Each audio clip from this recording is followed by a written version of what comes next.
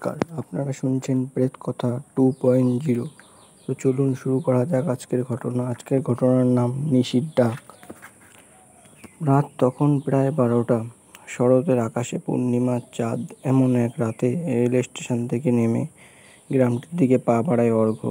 কলকাতা থেকে এসেছে সে এক প্রাচীন জমিদার বাড়ির পুরাতাত্ত্বিক গবেষণার কাজে।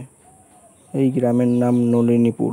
তেমন পরিচিত নয়, কিন্তু লোকমুখে শোনা যায় এখানে একটা পরিত্যক্ত রাজবাড়ি আছে, যেটির সঙ্গে জড়িয়ে আছে অনেক অলৌকিক ঘটনা। আপনি ওই রাজবাড়ির দিকে যাচ্ছেন? রেল স্টেশনের চাওয়ালার প্রশ্নে হালকা হাসে অর্ঘ্য। হ্যাঁ, গবেষণার কাজে। ভয় পাবার কিছু নেই নিশ্চয়ই। চাওয়ালা হঠাৎ গম্ভীর হয়ে যায়। ভয় নয় বাবু, তবে ওই বাড়িতে নিশির ডাক শোনা যায়। যে শোনে সে আর ফিরে আসে না। অর্ঘ্য হেসে ফেলে। পুরনো দিনের গল্প, আমি বিশ্বাস করি না। রাজবাড়ির সামনে এসে দাঁড়াতেই গা ছমছম করে ওঠে অর্ঘ্যের। চারপাশে ঝোপঝাড়, লতাগুলো ঢেকে যাওয়া প্রাসাদ। কাঠের বড় দরজাটা আধ খোলা, যেন কেউ অপেক্ষা করছে। ভিতরে পা দিতেই হঠাৎ এক ঠান্ডা হাওয়া দেহ ঘিরে ধরে। অর্ঘ্যের কাঁধে হাত রেখে কেউ যেন বলে উঠল, ফিরে যা। সে পিছনে তাকায়, দেখে কেউ নেই। তবুও সে সামনে এগোয়। দেয়ালের ছবিগুলোতে কুয়াশার মতো আবছা মুখ, যেন কেউ তাকিয়ে আছে। অর্ঘ্য তখনও জানতো না এই বাড়ির অভিশাপ তাকে ছাড়বে না। রাত 2টো।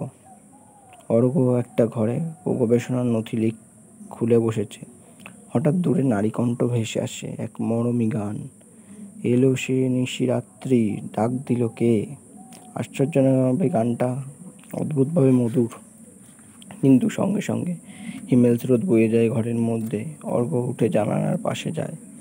বাইরে কেউ নেই, আবার সেই ডাক, এইবার স্পষ্ট, অর্ঘ্য, অর্ঘ্য। এবার গলা একেবারে তার কানে, কিন্তু ঘরে কেউ নেই। সে দরজা খুলে বেরোয়। এক ফাঁকা করিডোর। হঠাৎ এক সাদা শাড়ি পরা মেয়েকে দেখতে পায়।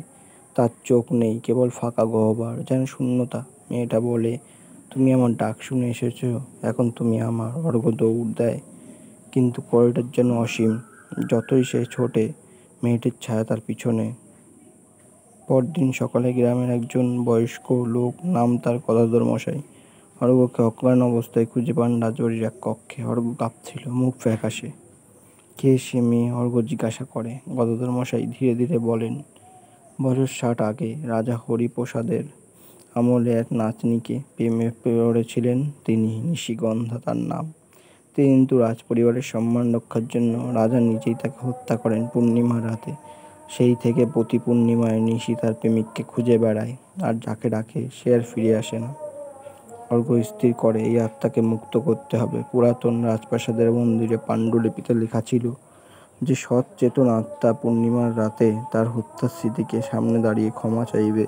কেবল সেই পারে নিশিকে মুক্তি দিতে। পুনরায় সেই রাতে অর্ঘ্য মোমবাতি জ্বালিয়ে সেই মন্দিরে যায়। গিয়ে দাঁড়ায়। নিশি আবার আসে। এবার চোখে জল। তুমিও আমায় ঠকাবে? তার প্রশ্ন। অর্ঘ্য মাথা নিচু করে বলে, তোমার যন্ত্রণা আমি বুঝতে পেরেছি, ক্ষমা চাওয়ার অধিকার নেই, তবুও শান্তি চাই তোমার জন্য। হঠাৎ দেহের পাশে কুয়াশা, বাতাস থেমে যায়। নিশি হাসে, একদম শান্তভাবে। ধন্যবাদ, এবার আমি যেতে পারি। নিশির ছায়া মিলে যায় আকাশের পূর্ণিমায়।